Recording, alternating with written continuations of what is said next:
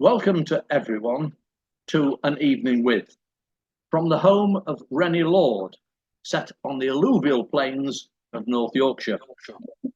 Renny is the inspiration and driving force behind the layout, which is the subject of this evening's presentation. His presentation is entitled Selby, A View from the Bridge. His layout is 41 foot by 17 foot and has as its main scenic element a replica of the railway station and the adjacent Selby swing bridge as they were in the mid-1930s. So, LNER stock in all its glory. If anyone has specific requests, please let us know via chat so Renny can cover those too. Welcome to Renny. Thank you for joining us, and over to you. So as you can see, we're sat next to each other. We're going to do the presentation with Richard by my side. You've met Richard, you've met me, and in the room we've also got Steve Robinson in case he chimes in, and we've got Dave Bellwood at the other end of the layout, and they're going to help us run a few trains and hopefully open the bridge and perhaps close it again if it works. So the plan for the evening is really just to give you a bit of background about Selby. We want to talk about the history of Selby itself, in case you don't know where Selby is, and why Selby is important to us. And then we'll talk a little about the layout. I'll do a walkthrough of the layout from one end to the other. And when I do that, I'll tell you a little bit about the process of the modelling that we've achieved.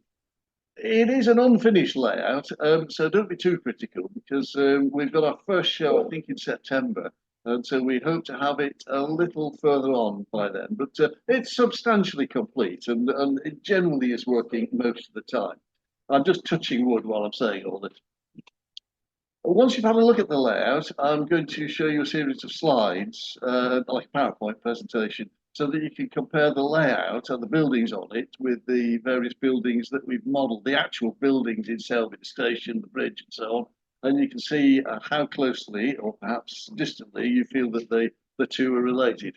So in brief, as Richard had already said, it's Selby Station and the adjacent rotating rail bridge, and it's set in the LNER era.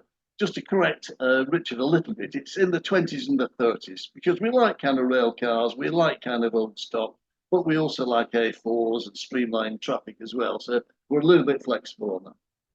Just to give you an idea about our group, so we're a pretty small group. Sometimes there's 4 or 5 of us, and sometimes as many as 9 of us.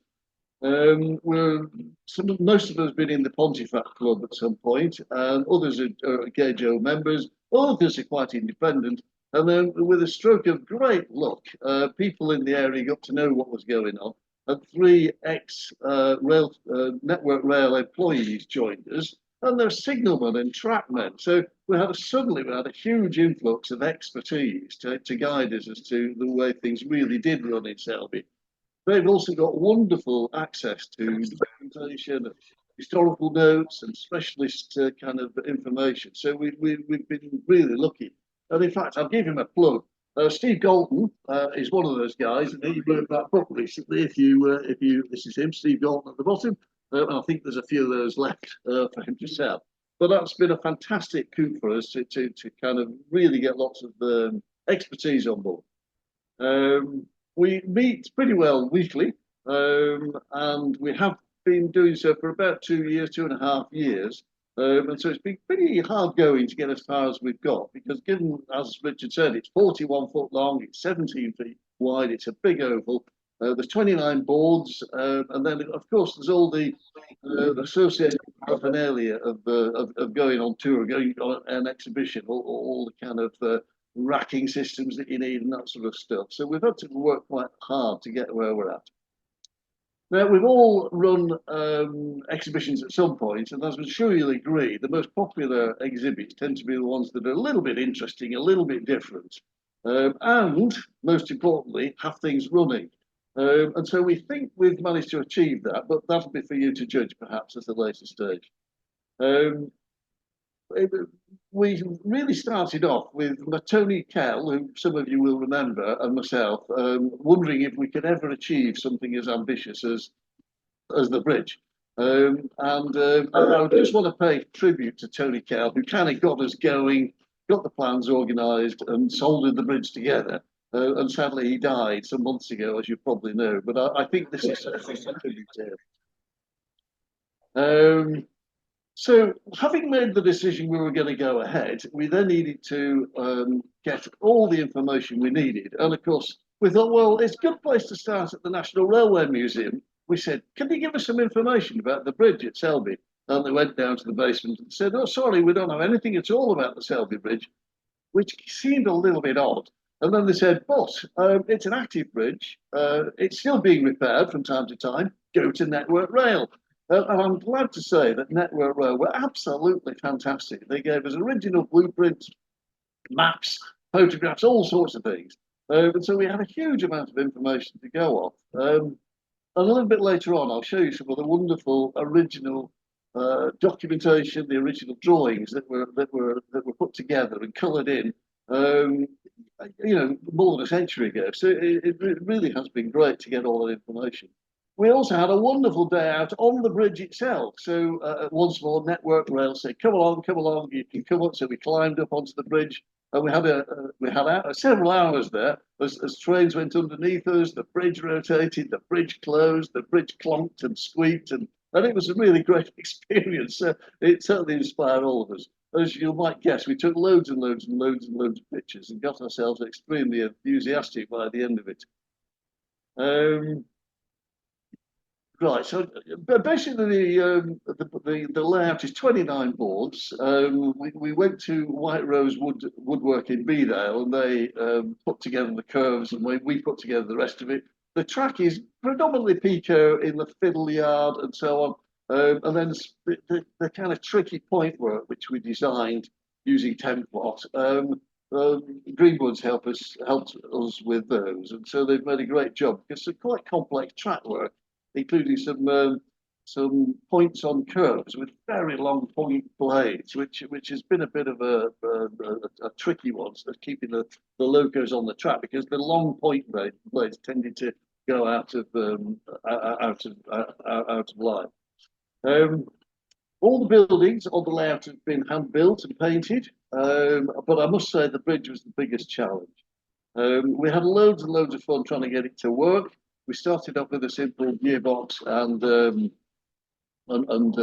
motor, but thought we needed something more sophisticated. So we went to stepper motors, which are kind of the thing to use these days. We had computer programmers trying to write programs for us. And eventually we gave up and went back to the original plan, a really simple motor and gearbox. And actually we're quite pleased with it. And it seems to work very well. Right, so that's the introduction. I'd like now to go to show you the layout. So I have an iPad down here. So we have to do a few technical things so we don't get too much in the way of feedback. So I'll just get my iPad going and then I'll clamber under the layout, and Richard will keep you entertained for a moment until I get to the end of the layout. Just while you're doing your technical stuff, can I just reiterate to anybody, to the attendees tonight, that if anybody wants to ask a question, if you could just type it in the group chat. If you hover along the bottom of your page, you'll see there's a chat function, and if you click on that, you'll be able to type any questions you'd like to ask to Richard or Renny or anybody else that's taking part tonight. And I'd happily read them out. And if again, as Richard said, if you really want to ask a person, I was going to say a personal question, but I'll rephrase that.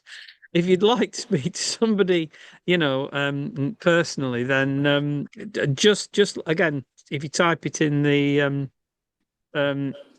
in the chat section, and I'll pass the question on. And we've already got a question here, Richard, that says, when will be the first exhibition? I'll pass that over to Renny. I couldn't hear that, Richard. So when was the first exhibition? The last weekend in September. It's the Sunderland exhibition, Northeast O'Gage. So the first thing I want to do is give you a general view of the layout. You can see Steve Robinson, and in the background is the fiddle yard. And lo and behold, we've got a little loco coming past. Great timing. So we'll just follow his this course under the Waterloo Road Bridge, if anybody knows Selby. So you may or may not recognise the bridge because the parapets were all changed in 1960, which is something that most usefully our railway engineers were able to remind us of. So if I just walk down slowly a little bit nearer the station, and then I'll just stop so that you can take it in and you'll get a better view. If I just move to the side here, you can perhaps see our coal stains, and with a little bit of luck, the shuttle will set off because we have a little automatic shuttle here. The coal is delivered, and then the sentinel disappears down the ramp again, and then comes back after 5 minutes. We can also see that a rail car is departing from the Bay platform, and that'll be on its way to the Cawood and Wistow Cawood branch. So again, I'll just come back onto the main layout, and you can look down here and see the fairly complex track work, which seems to be working at the moment, and Steve Robinson's artwork in the background. Now, we don't have any signals yet, despite having these signal men on board, so apologies for that. I'll just walk down a little bit further, and I'll freeze the film again. There you go, and then you can see once more we've got some. We've got a Clayton rail car, which may be heading off to Goole shortly, and we've got some holiday stock. And coming this way, I think it's a breakdown train, making its way slowly towards the Doncaster end. So I don't know how many of you know Selby, but I'm hoping those who do will start to recognise some of the features. The next move I'm going to make is going to take us to the passenger bridge, which is there, which is Dave's work made of brass. And as you will see later on, we've got the original blueprints for that, and it is a very close model of the bridge. For anybody who's been to Selby lately, that bridge has been stripped right back, and lifts have been added at either end to make it suitable for disabled access. I think it's cost £1 million, but there's been a planning requirement to return it to look something like that. So we're not losing the wonderful architectural features of the bridge. I'm now going to fly you down to the track level. Oh, we've got a train coming, so I'll not be standing in the middle of the track just yet. Just bear with me. But I'll just follow the train down to the London platform. So this is the south side platform of Selby Station. Anybody who lives near Selby may have gone to London and waited at this view. We just rotate it around and come down to track level, and you can see the lengths we've gone to get 3D printed columns and laser cut supports for the roof. And Dave has finished off this roof for us very nicely. I'll just come back to this side. That is the York direction, and you can see that we've not yet put the canopy on the roof, but it is otherwise substantially complete. I'll just move down a little bit further and to this side. Now, none of you will know about this building here because this was the building, the Selby Station, York direction, before the modifications were made in the 1960s, when they completely demolished this building. Now, I have to say, the very hardest thing that we had to do in obtaining information was this building, because everybody takes very typical views of the bridge, the rotating bridge, and almost nobody has ever shown any interest in this side of the station. So the only picture that we got of this is a rather blurred vision from either the Royal Air Force or the Luftwaffe in the war. But it did at least confirm that the blueprints we had, the architectural drawings that we had, actually did come to fruition at some point. So I'll just make my way down a little bit further here. And this is, none of this is something you can see these days, all completely demolished. However, as you go a little bit further down, you can see this row of terrace houses, which is exactly as it is. So we can go and see that now. We did go along, we took photographs, we took measurements, and we've put it together. I hope you like the chimneys, because the chimneys are all 3D printed. So we have somebody at the Pontefract Club who's very good with his 3D printing, and we gave him some plans, and he managed to do those. I think it took about 11 hours on each to do each one on his printer, but they've made a lovely job. And of course, we've had to paint them. So we'll just fly over the top of the station once more. And coming into view may be an image that you've seen from railway books of Deltics coming over, A4s coming over. You can see the bridge to the left of the picture, and you can see the station master's house directly opposite with its 3 bay windows. Now there are only the lower floor and the second floor, the 3rd bay, has now been removed. But in the old days, you can well imagine that the really important station master had a full complement of staff working for him. Maybe 20 or 30 people were working here, and he could check that the station and the bridge were working perfectly okay, having his breakfast downstairs, having his lunch in the middle story, and as he went to bed, he'd be able to cast an eye up and down the station to make sure everything was still good. Looks as though the station master enjoyed flying pigeons. If I just point out that you can see the breakdown crane, and that's the old Selby station, which turns out to be really important. I'm sure many of you will have heard of the Stockton and Darlington Railway, and you'll have heard of the Liverpool-Manchester Railway. What many of you may not be aware is that the next railway station to be built was the Selby to Leeds railway station. And obviously it was similar to Manchester and Liverpool in that people in Bradford, merchants in Bradford, merchants in Leeds needed to get the goods, the woolens and all the manufactured goods out for export as quick as they could. And they were dependent on rather poor quality transport on the River Aire, flooding in winter, freezing in winter, drying up in the summer and so on. And the canal networks were not that reliable. So they decided to build by 1834 the Selby to Leeds Railway. So the Selby was the first station in Yorkshire. And if I just come around the corner here, this is the original station. So we see the blue doors there. In fact, in Selby, there are 3 of those big blue doors, and that is the original station. If you like, the 5th railway station on the planet. So it is of some considerable interest. There were 6 tracks on the station, 4 for goods and 2 for passengers. There were no platforms because nobody had invented platforms at that point. And the rails used to come through the doors and butt right up against the Ouse. This is the River Ouse here. So there would have been frantic activity as perhaps 4 goods trains were being unloaded, goods being placed on the canal, on barges on the canal, and taken off to Hull for export. Oh dear. Something's gone wrong. Can you still see it? Yeah. You're frozen. Yeah, but you're frozen. Right, let's come on again. Yes, you're back working now. Okay. Right, so from this point of view, you can see the original station on the left. You can see the... Richard, could you mute? Because I'm getting an echo.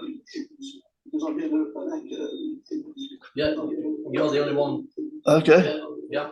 So next to the railway station is the booking office. That rather uninteresting building is the booking office. And then this, of course, is the station master's house.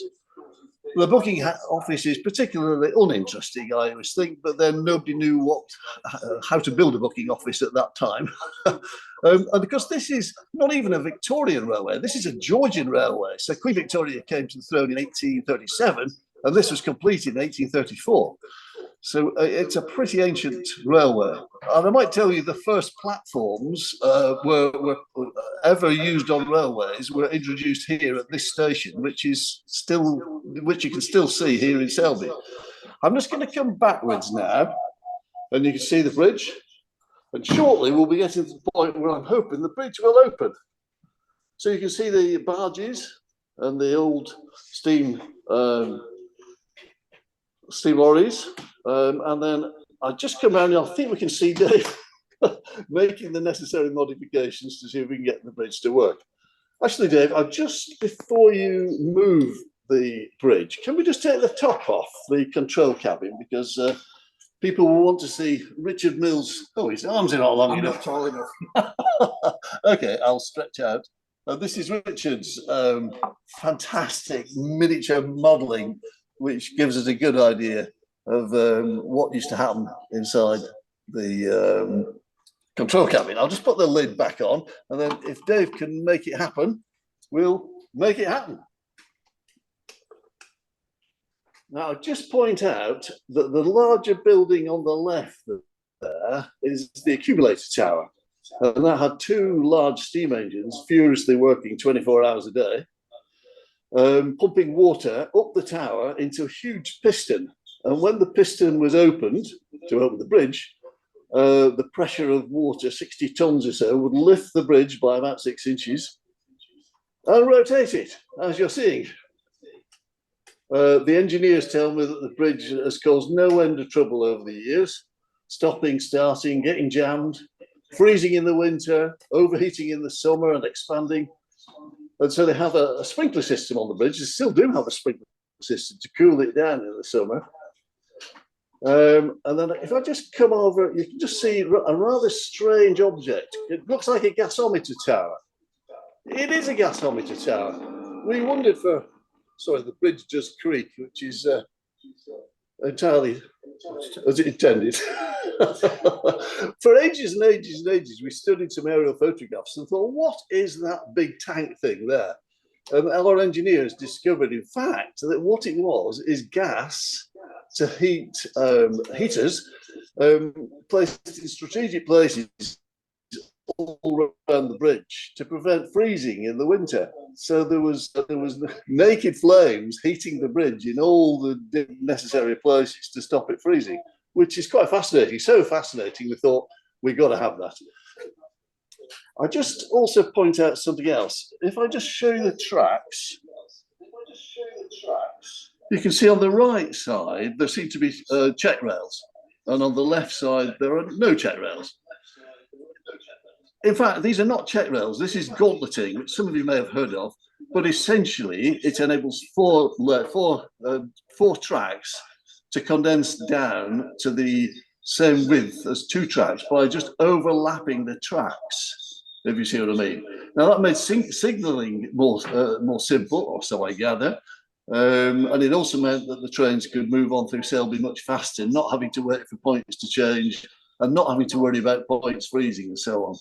Originally, there was gauntleting on both sides, but for technical reasons, we decided just to retain the gauntleting on the one side.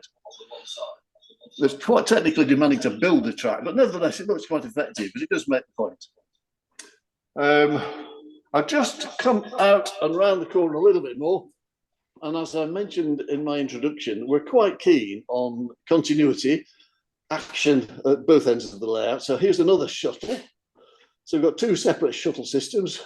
This one is just simple DC, and it delivers coal to keep the rotating bridge going, because there were big steam engines inside this building here. So it comes and goes and gives a little bit of movement. Now, very shortly, I'm going to hand the iPad over to Dave, who's going to walk back down the layout so that you can see the view from the operator's side. We have taken the trouble to make both sides of the station, so it's not just a kind of frontage, it's the operator's side as well, which we thought we really must do because we were so kind of pleased with the way it was coming on. So I think I'm going to have to mute this, Richard, aren't I? Yeah, just a second. And then Richard will come on and he can speak for a moment or two, and then I'll make my way around and continue the talk and show you some slides of Selby. Right. Well, I'll interject here because a couple of people have commented. Are you muted? We've got Steve Horther, who's made a comment that earlier we saw a Northeastern Railway red and cream petrol and electric auto car. Yes. He pointed out that, of course, he's been involved in restoring that the real thing, which now runs on the MC and Bolton Abbey Railway near Skipton most Tuesdays this summer, plus some Saturdays. So if you're bored, off you go. And also, Alex Dent said he really loves the buildings. Thanks, Alex. They've all been the laser cut ones. I have to say, I was quite impressed with your 3D printed pillars and stuff. So, yes, it is very impressive. And I didn't realize it was worked by the power of water. Yes. I just thought there was someone turning a handle in the bridge at the top like this. 2 people. God, we can do it. If I just show you this little gear mechanism, there's a gear mechanism at both sides of the control cabin, and that is how the bridge rotates, because it goes through a long. Oh, it's missing. It's fallen off, but it connects to gearing in the base of the bridge, and that's how it operates. There's a similar gear mechanism at the other side, which maybe we're going to see. Yeah, and then there's a shaft that runs right through the control cabin, connecting the two together. Somebody asked us, several people have asked, does it really operate through that? Sorry, no, it doesn't. Right, I'm gonna mute now and just hand you over to Dave, and he's going to try to just walk you down the layout. So I'll just. Is that okay, Richard? Yep. Yep. There you go, Dave. Remember the lens is down here. Move and stop. Move and stop.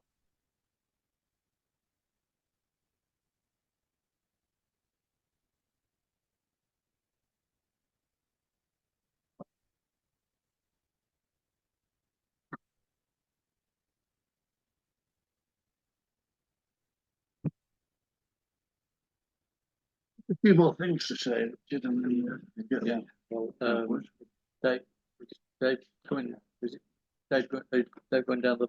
Okay, Dave, just stop and you get your finger over it. Yep. Yep. Right. You want to talk to it? So you can. Oh, we got a little bit of action going on, and you'll move on to the left a little bit. So I think you can see that we have completed.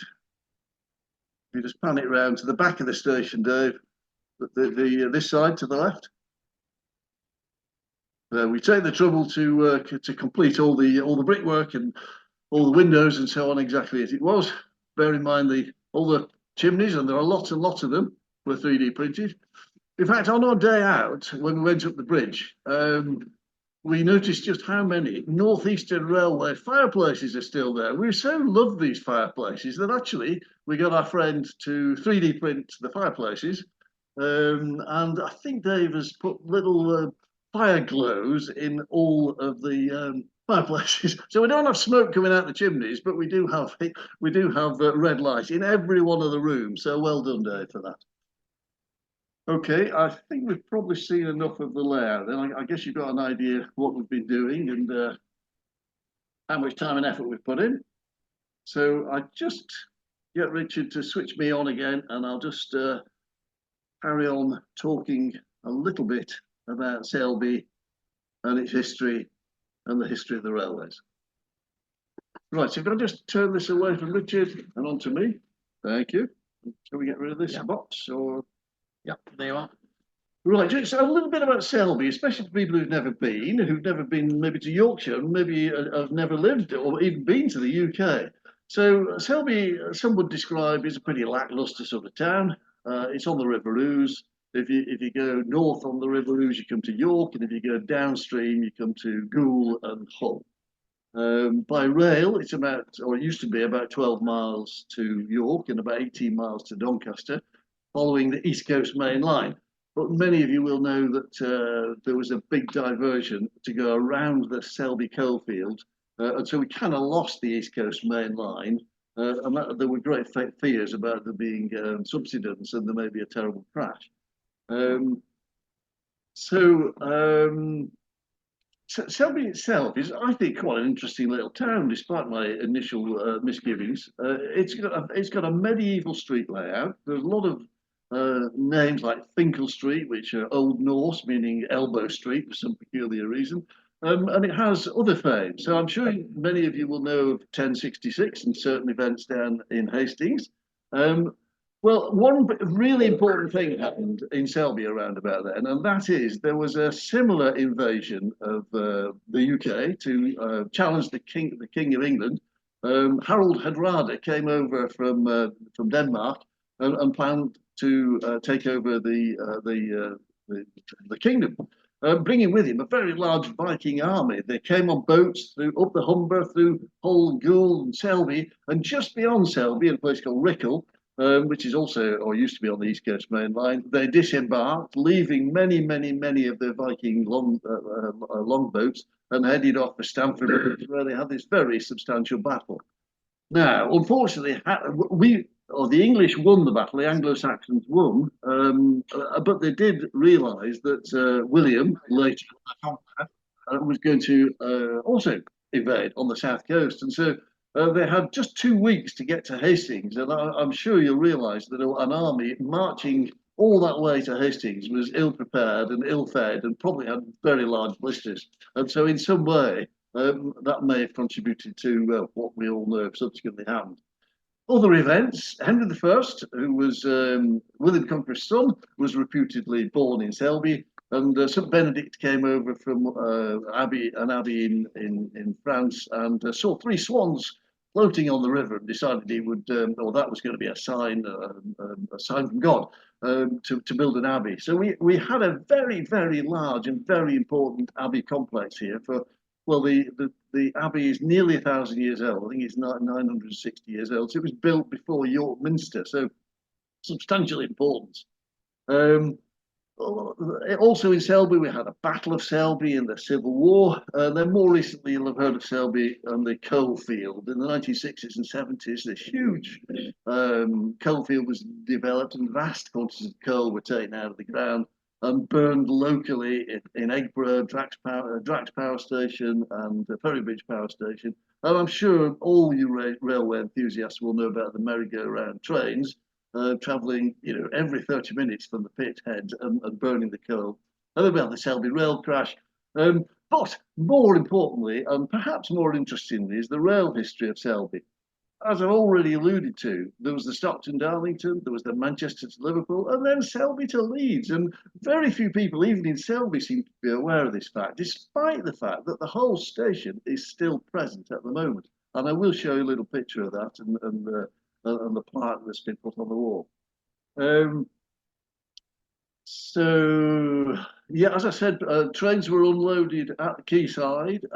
There used to be 6 wagon turntables on the quayside. So you can imagine the scene of trains coming in, wagons being shunted pulled by horses, pulled by men, put on the wagon turntables, moved up and down the quayside at Selby. Vast quantities of goods being transferred onto the little barges and then taken to Hull, where they would then be transferred back onto a quayside at Hull and into ocean-going ships for export. So for 10 years, Selby was a really important and thriving little town. And of course, there were huge demands to build a bridge over the River Ouse at Selby and run the railway onto Hull. And some 10 years later, some 10 years after the Selby railway was completed, the Selby to Hull railway was completed. And to a degree, Selby was then bypassed, except that the whole railway revolution was getting going. George Hudson and his evil ways were corruptly building all sorts of railways at a really rapid rate of knots. And before you know it, we had connections to York and to down into Doncaster and away to the rest of Yorkshire. But it did mean that Selby found itself, perhaps by accident almost, on the East Coast Main Line, almost exactly halfway between London and Edinburgh, if that gives you any idea of the geography, if you're not really familiar with Yorkshire. And of course, the Liverpool to Manchester to Leeds to Selby to Hull line was built. So we were at the crossroads of the east-west and the north-south railway. So as you can imagine, it must have been very busy. And I'd read that there were 70 trains going north, 70 trains going south every single 24 hours. And so you can imagine the kind of chaos as river traffic was plying up and down, the bridge was opening and closing, the bridge was getting jammed, perhaps, you know, the railway being repeatedly delayed. The original bridge was built of cast iron, and it was a bascule bridge, and that's a bridge that kind of does that. And that was operated by a hand, would you believe? And I've got some pictures, and you'll see that there's a big wheel that some unlucky railway employee would have had to open the bridge, or two railway employees, in fact, to open both sides of the bridge, open, close, and open, close.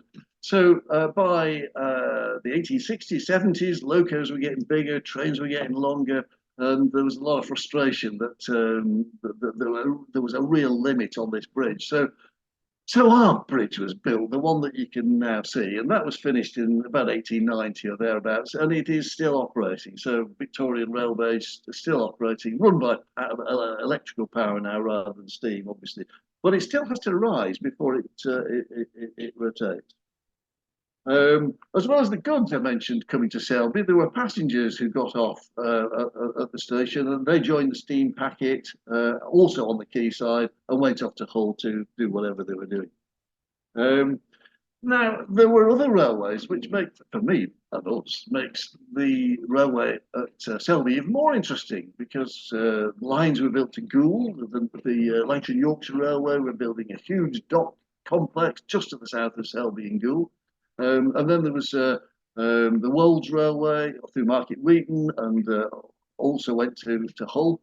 And then there was holiday traffic to Scarborough and Whitby, coming through Selby. And then the small little agricultural lines, the Wistow and Cawood Railway, and then the Derwent Valley Light Railway, which came from Layerthorpe Station in York and down along the Derwent Valley, which I'll show on a map later, but did have running rights into Selby in the early days. So that means there's lots of opportunity for different stock, different locos, interesting, all sorts of interesting streaks and A4s and Silverlink and Mallard and all that sort of thing at one end, and then at the other end all the kind of agricultural traffic and the light railway stuff that can appear on the layout. Right, so I think that's pretty well all I've got to say about except for the exhibition, which will, as I said, be in September, NEOG in Sunderland. We hope that everything will be working by then, and we hope that the bridge will be able to open and close about every 15 minutes, as well as the shuttles at either end and trains passing in and out. So I'm hoping you'll find it interesting if you come to see it. Right, so I've got a few slides to show you, a bit of a PowerPoint, which I hope you find interesting. Rich is just going to try to find it, and here we go.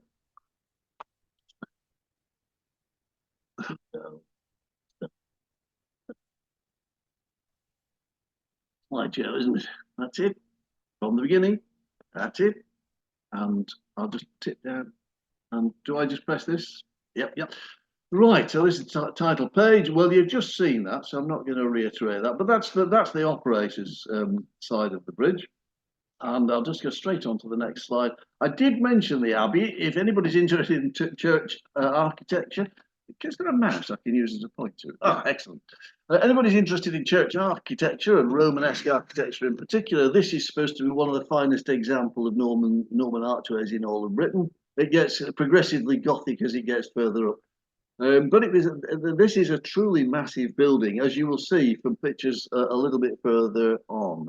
And of course, at the time when it was built, it was part of a big complex covering most of the centre of Selby, with tithe barns, and even now we have a medieval warehouse by the river on Ousegate, which is thought to be the oldest medieval warehouse in all of Europe. And it's falling to bits, really. It's a disgrace. Even the tithe barn, which was nearly 1,000 years old, was dismantled in the 1930s, which nowadays, where we want to preserve everything, seems just unbelievable. But that's the Abbey in the centre of Selby. So for those people out of the area, this is kind of Yorkshire, and just orientate yourself. This is the East Coast, Hornsey and Filey and so This is the River Humber and Hull or Kingston upon Hull, which was, of course, nothing of a port really when Selby was the railways were first being built. Bradford, Leeds, Wakefield. Here is Selby, and this is where the railway runs. From Selby, we can see that the River Ouse winds its way up to York, and it winds its way down towards School. And so if I just move on to the next one. So this is, again, either Royal Air Force or Luftwaffe. We don't quite know which. I hope it's the Royal Air Force, but there's a very nice picture of Selby Abbey, which, as you can see, completely dominates the town. The medieval warehouse I was referring to is kind of lost here. For anybody who used to travel through Selby to get to Bridlington and paid money at the toll bridge, this was the cause of the 1 or 2 hours delay as you handed over your tuppence or your sevenpence. And this, of course, is our bridge. You may be interested to see that it's got two hogs' backs in shape. And in fact, you may not know this, but there was never a third hog's back. But we so liked the shape of the hog's back on the original blueprints that we've done a 3 hogs back bridge. This is the station that we've modelled. This is the bridge that starts our layout. So it runs from there to there, and the platforms are pretty well scaled length. So we can get 6 or 7 coaches in each platform quite comfortably. We have little bay platforms at either end, and then the coal drops are around about here. There was an additional siding into the wood yard here, which we've chosen not to model because we just didn't have enough space. And this, of course, is the original 1834 station, still there and used as a warehouse nowadays, but still in a poor state of repair, I would say. And then the substantial goods yard, which obviously disappeared when the railways were curtailed and rationalised in the 60s and 70s. Right, I'll just move on to the next one, which is it. Now, we talked about the original station, 1834. You wouldn't really give it a second thought, apart from its historical significance. There are 3 of these big these great big blue double doors, and this is where the goods trains used to come out here. And where we're standing would be the wagon turntables and the quayside, and all the barges queuing up. And this is the original ticket office. Again, a very unimpressive building, but who knew what a ticket office should look like in 1834? There was another entrance here, so 4 entrances. And this was for passengers to come through, I gather, way back.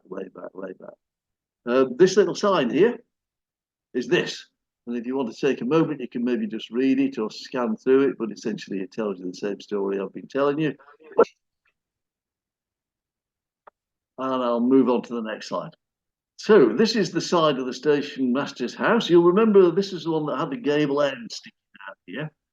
Now this is a view you may never see again because while they've been repairing the passenger bridge, they've built a temporary bridge, which is this structure here. We've taken some pictures from the top of this bridge and they will never be seen again because this is set to come down shortly. So, Station Master's house would have been a substantial dwelling once upon a time, but it's now divided up into flats and not that impressive anymore. Right, so this is our version of it. As you can see, this is the original station, ticket office, Station Master's house, and yeah, we've some way to go before we complete this lot. Yeah, Selby is interesting from the viewpoint of various people who've written about Selby. We've got 1, 2, 3, 4, 5, 6, 7 books, and actually I've got another one in front of me here about the Derwent Valley Light Railway, which we forgot to include on the picture. But there's loads and loads of information. I do think it's worthwhile getting these books and reading them. They really are fascinating for an understanding of the early railway setup. Now, and I mentioned a little bit before how very helpful Network Rail were in finding for us all the original coloured pictures. So these have been, obviously drawn up and measured and coloured. And for me, these make absolutely gorgeous bits of artwork.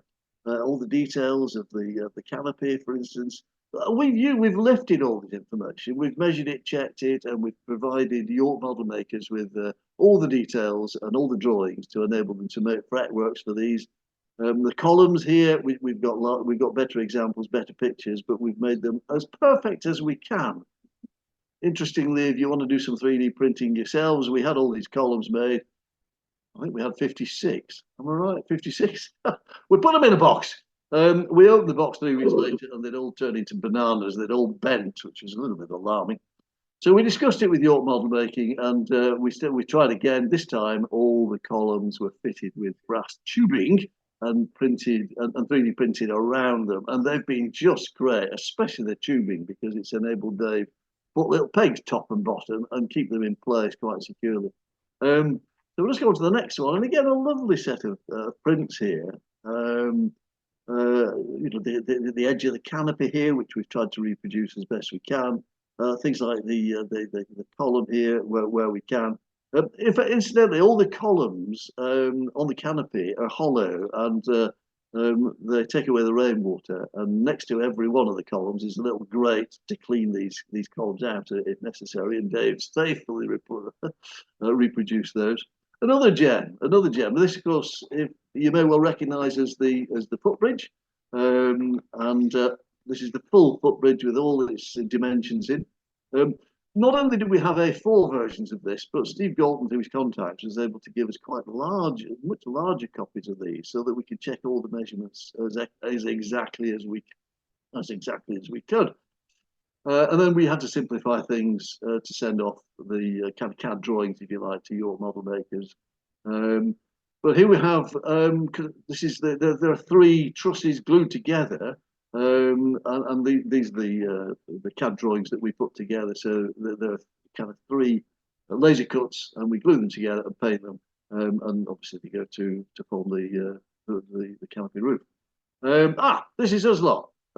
Some of you recognise was Steve and Richard, and this is Dave, who's just operated the bridge, and in the distance is Tony Kell, who, as I just said, has been so important in starting us off. Yep, you've seen that view, I think, and you've seen that view, I think, and Steve is building this bridge at the moment, this signal box at the moment, and you may have seen it as we skirted over it, but it's virtually complete now, and I think it's a very, very good model, accurate in every detail so far as we know. I just wanted to mention this sort of thing. These little maquettes, these little kind of temporary models, we put them together for lots and lots and lots of the models that we've made. And they've been so helpful. And I would commend anybody to do this, because you get an idea where, does it look right? Is it the right size? Is it the right shape? And it stimulates lots of discussion with us, whether we want them, whether we don't want them. And it really has influenced our views about what to include and what not to, and what to exclude. So we have a whole range of those, from boats and barges, and signal boxes, houses, station masters. Everything's been kind of produced in simple form, first of all, before we've made them into complete models. Now then, a bascule bridge. So I was mentioning the bascule bridge. This was the original Selby bridge. And if I can just point out, this was the wheel that some poor guy had to pull on. Now, I imagine it was well balanced this way and that, but imagine opening the bridge by hand, day in, day out, cold, hot, cold, hot, cold, hot. So rather attractive bridge, as I'm sure you'd agree. I think it's made of cast iron, but it was no longer fit for purpose by the 1860s, 1870s, hence our bridge. And I'd just point out these 2 fine buildings, which are still there on the riverfront at Selby. This one's the ironworks, and we were so taken by it that Steve Robinson's agreed to make a cut down version of it, which, you know, just shows some of the wonderful moulding and the Victorian architecture. But it's about 1/3 of the size of the original, but nevertheless, it was just too good to lose. Old pictures of the bridge, and I think we've probably got some gauntleting going on here. Other things, this is the accumulator tower, which I showed you. Navigation lights to prevent boats running into the bridge. And just out of sight, this was where the old bridge, the old track used to run, just here. Oh, we've got a phone going on. And just round the corner and out of sight must have been the oldest northeastern railway signal box on the planet. Bob Dawson's making us a copy of that for those of you who know him, a famous York-based model maker. So that'll be interesting when we get it back from him. But it's been disused. It was disused for years, and I think dismantled in the 1960s. But a great historical significance that disappeared. This is a huge telecommunications mast, or telegraph mast, I should say. These almost ridiculous masts were so tall, and these were required by the Admiralty, who thought they might need to get a three-masted cruiser, sailboat, up the river, and therefore any obstructions over the river had to be at a very, very high level, so it didn't catch in the rigging of the old ships. We did wonder about modelling this, but it's so big it would almost touch the roof of the garage here, and it would just be sort of ridiculous. So we have decided to exclude that. Oh, this is the gasometer that we worried about for some time, and as you saw, we're trying to recreate. And my favourite picture of the bridge here. The river oozes in flood. It's almost covering the deck of the bridge here, and obviously there's an awful lot of work going on. I guess guys are replacing the decking here, and you can very nicely see the original gauntleting, which I find so blooming interesting. In fact, it is said that the longest set of points in Britain was at Selby, because the tracks separated, or rather came together for the gauntleting, and the blades were about 100 yards kind of behind me, if you like. The trains came together and the blades were just yards, 100 yards apart. But another little lesser known fact about Selby's railways. Oh, this is the signal box I briefly mentioned that we're going to try to include in a probably state of disrepair on the layout. Like no other signal box you've ever seen, of course, but this is where the railway would have run, so it would have been well placed to, I guess, for access to the bridge and signals to the north.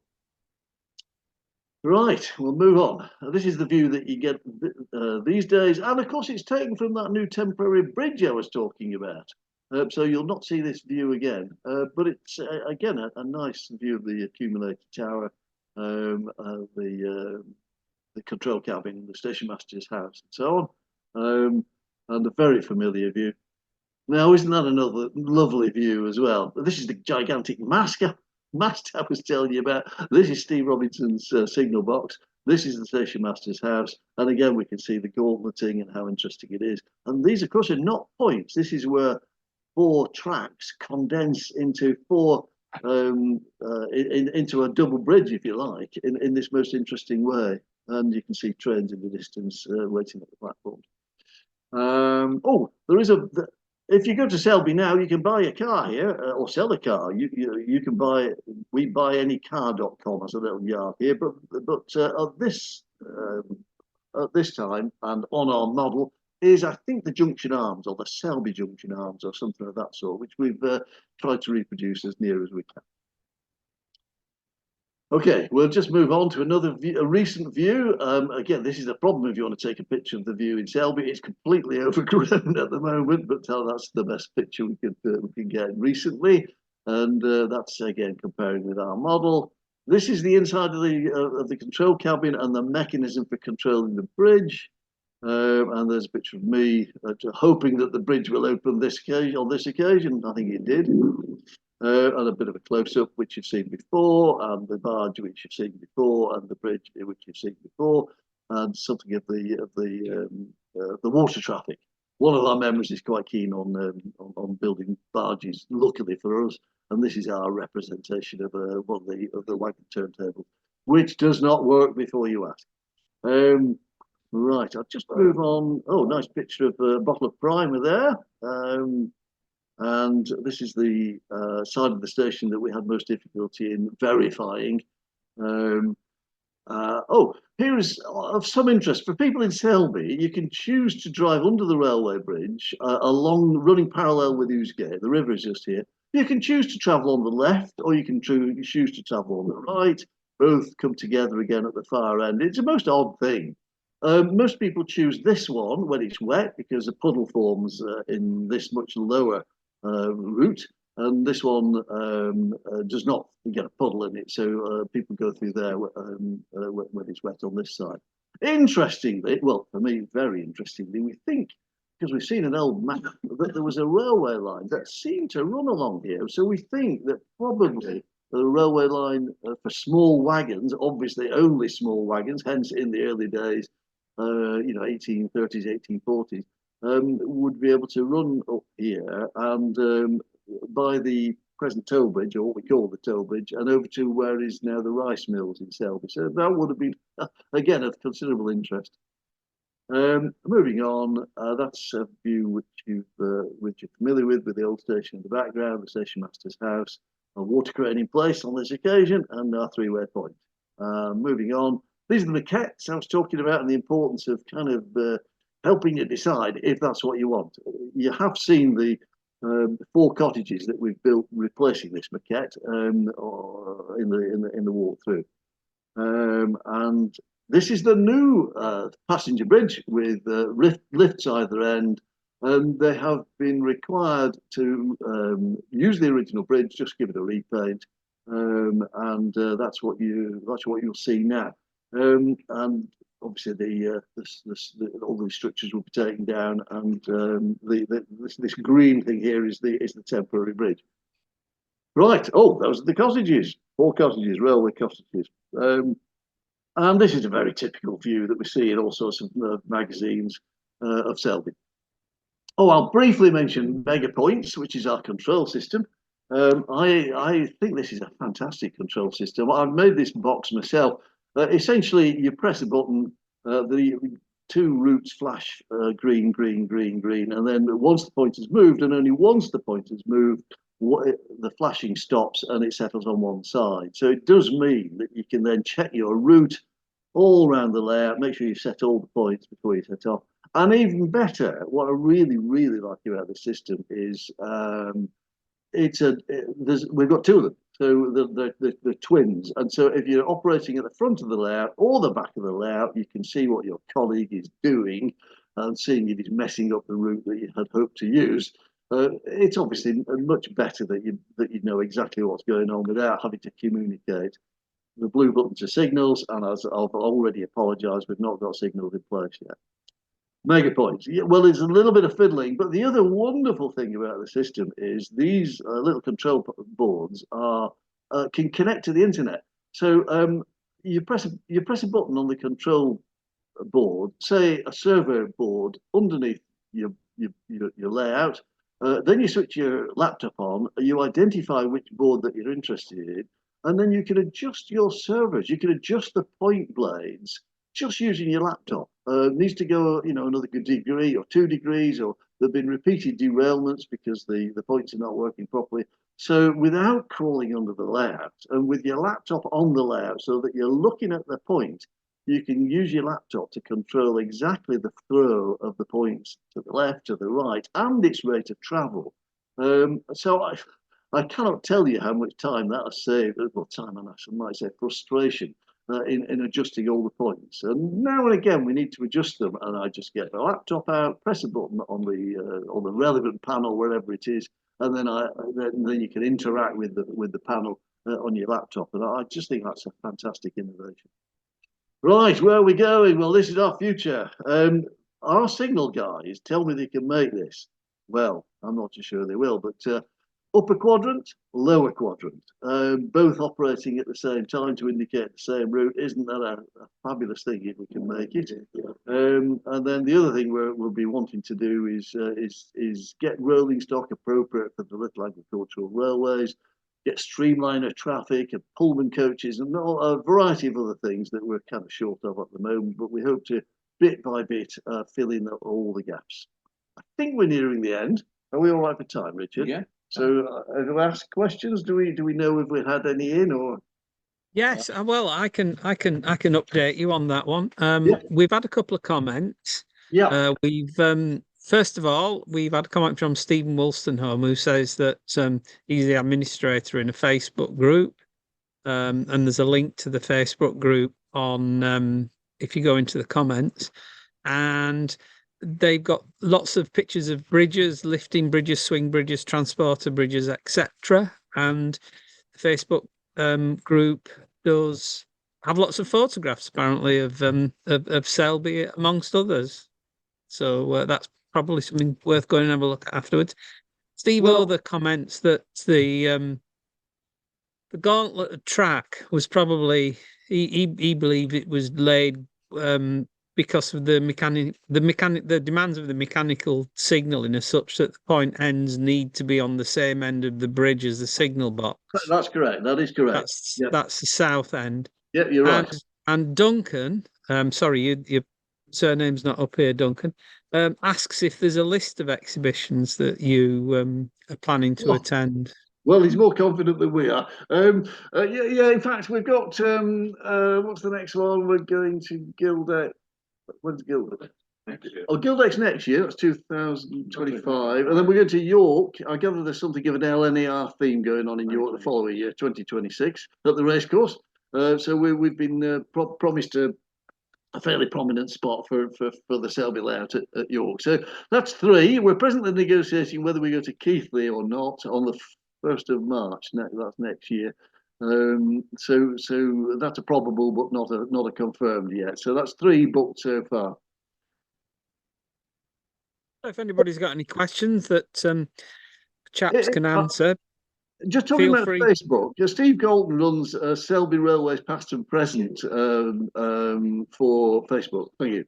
And if you click on the link, he'll admit you to that. And there are hundreds and hundreds of great photos, and lots of railway men seem to be contributing to that site. So I'd recommend anybody with an interest in Selby Railways. I think there's about nearly 500 people on that group. So that's also been a good source of information for us. Excellent. Well, if anybody's got any questions, please type them into the box, and I'll fire them onto the exhibitors, the presenters. So I have a question. Yeah. So, and this might sound like a bit of a stupid question, but the bridge is on the East Coast Main Line, isn't it? Well, it used to be. There's a bypass around Selby now, just to the south of Selby. The lines separate at Great Heck, where the Selby Railcraft runs, and it goes through Hambleton, which is to the west of Selby. It's only about 3 miles to the west of Selby, but it goes from Hamilton north, and it joins the East Coast Main Line again on the approach to York. So Selby is sort of bypassed. As I mentioned before, it was fears of subsidence and whether there'd be an almighty crash at the Selby. Does the bridge still work?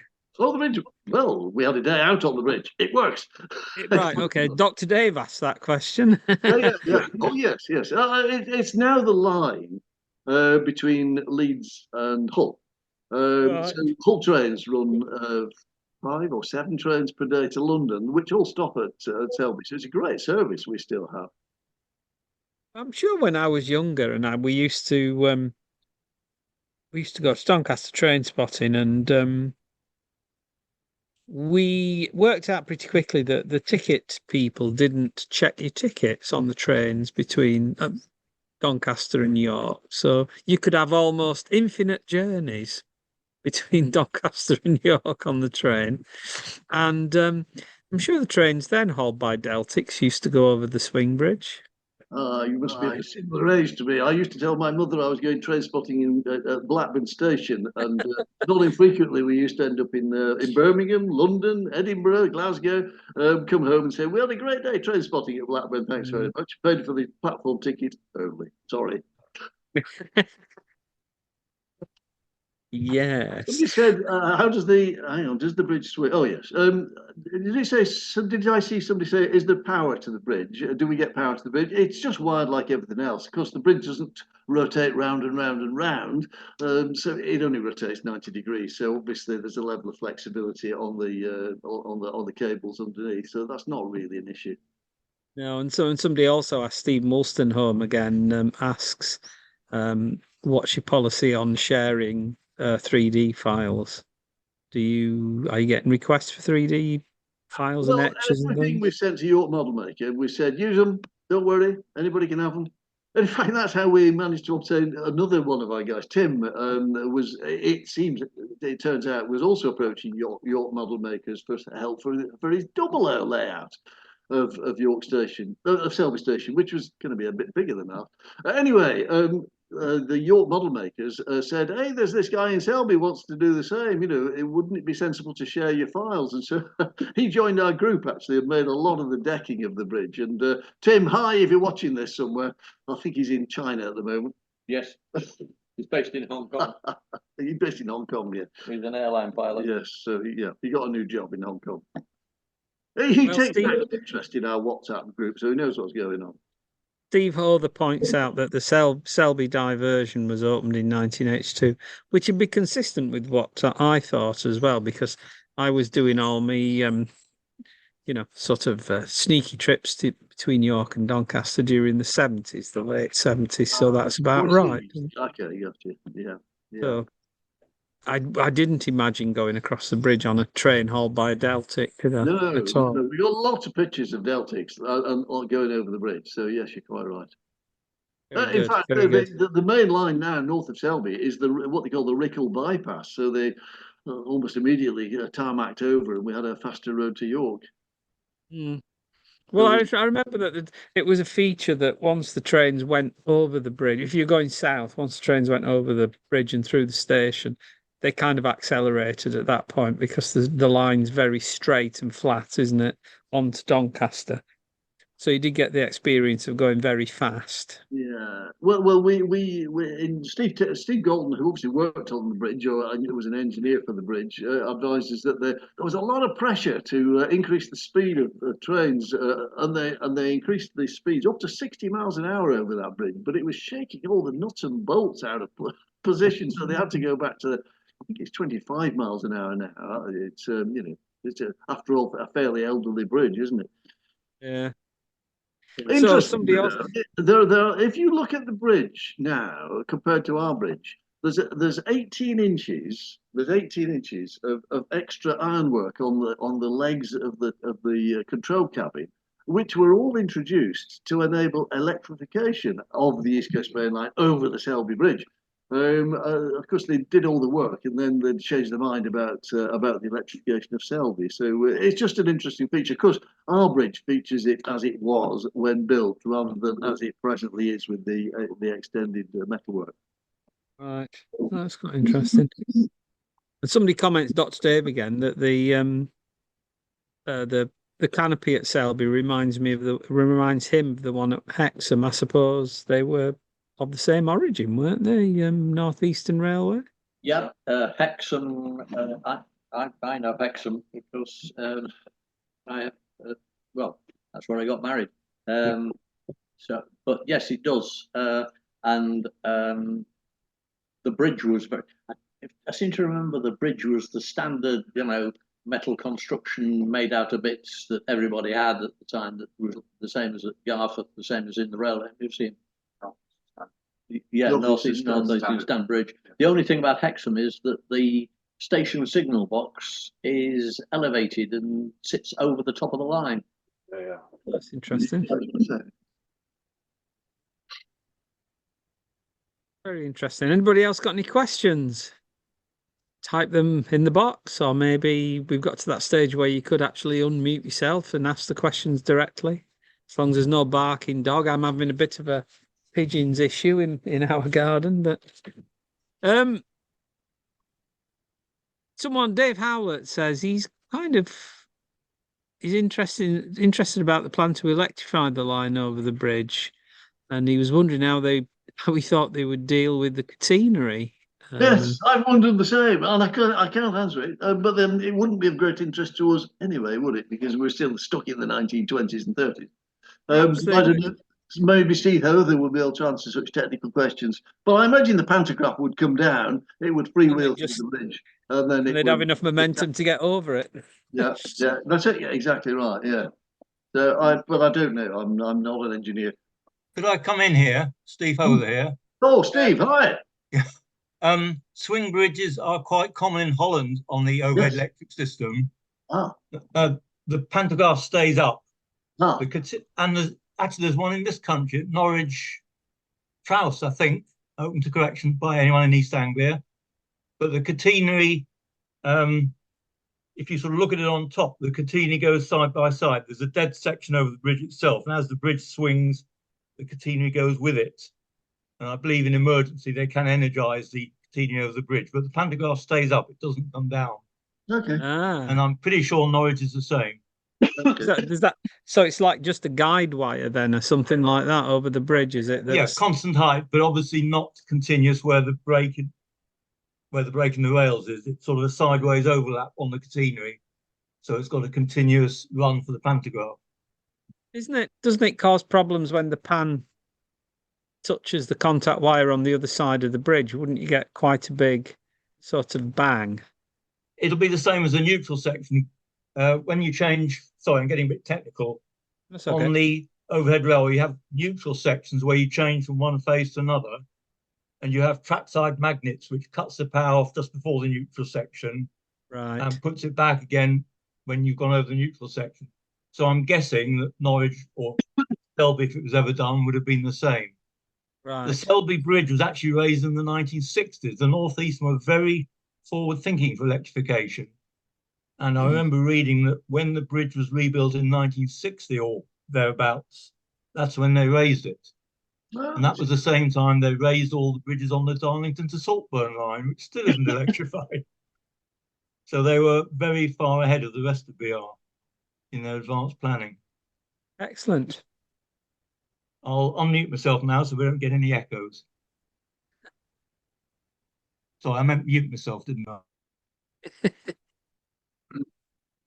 Somebody else here comments that Nigel Payne, hello Nigel, he comments that when he was passing over the bridge in the early 80s on a train, you always got sprayed with cooling water from the sprayed with water cooling the bridge steel. Was that in the summer, or?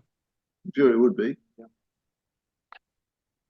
So they actually doused the bridge down the whole time to keep it cool. Well, Steve Hother may know, Steve Golden would certainly know, but I understand there was a spray system is in place for exactly that. And maybe it's in use at the moment on such hot weather as this. Believe you me, I mean it seemed to me incredible, but we built this bridge in the winter, and as it's got warmer and warmer and warmer, I've had to continually adjust the tracks because just a few degrees difference has meant that the bridge catches or it owns, and as it's got hotter, I've shortened the rails a bit more, and I'm a little bit worried what's going to happen in the winter because it'll shrink again. Yes. Can I come in again on that one? Yeah. I've no experience of Selby. It's a very similar bridge at Gould, which I was involved with. That was actually oil hydraulic rather than water, but still with the original 3-cylinder engine that you showed. And that had not just water cooling, it had been painted white to keep the sun off. Interesting. Because, it is a serious problem. The metal expands, and then you can't get the locks in at the end of the bridge. Yeah. So it is a very serious problem. Yeah. So cut a bit more off. And they've obviously stuck with it, haven't they? For quite a long period. You can't beat physics. You can't go for continuously welded rail like you can on track. You've got to have that gap to make it swing. Because the bridge just lift, doesn't it, by 6 inches or so before it swings. So I imagine that helps to a degree. Well, the lift is to take the weight off, so there's, as long as it's balanced, it can swing. But to take the weight of a train, you've got to have a support at the ends. Otherwise, the bridge girder wouldn't be strong enough. Yeah. Amazing, really, isn't it? They're fantastic pieces of engineering. Yeah. And if you go to Hull, may still be open, the freight line to Salt End, that is another swing bridge, which certainly in the 80s was still water hydraulic. You can imagine what that did in the bad winter of 82, I think it was. Yeah. Okay. I think the bridge at Neyburn was a swing bridge, wasn't it? It was, yes. Yeah. Which is much higher, of course. So I guess a rather bigger bridge than the Selby one. That must have been impressive in its heyday. Yeah, I think Neyburn was sealed up and stopped swinging long before the line closed. Okay.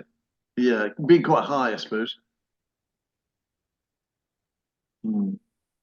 I remember as a boy, my hometown of Grimsby, which you know about with the Dock Tower, which was to create hydraulic power for opening the lock gates into the dock, but it also connected to the dock station railway gates, which were very wide and very long, and the hydraulic power was still used to open and close those gates to allow rail traffic to go across the main road. And it was the only set of railway gates in the country that had a policeman who used to ring a bell, and the policeman would walk out into the traffic and stop all the traffic because there were no lights or anything, and then they'd open the gates. And it was a BT, British Transport Police, Bobby, who had a little box that next to the signal box. But that's all gone now because they've put flyovers in and all sorts of things. So and instead of having 4 lines going through from dock station to Grimsby Docks and Cleethorpes, it's now a single track, which is progress. I'll just make another comment about the bridge in operation in Selby, present railway practice.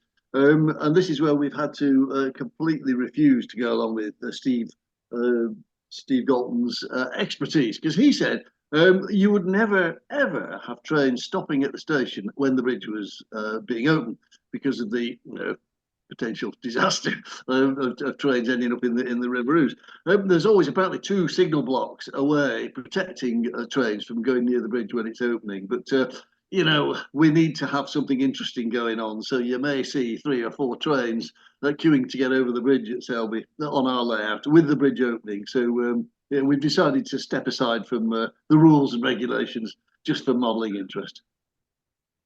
Have you got any safeguards in place electrically to prevent a big disaster on operators who I just touch wood for now and say it's never happened, but I suppose I should really switch all the power off. Yeah, that's a very good idea. Actually, there's the crash button on the. Oh, there is the crash button on the yeah.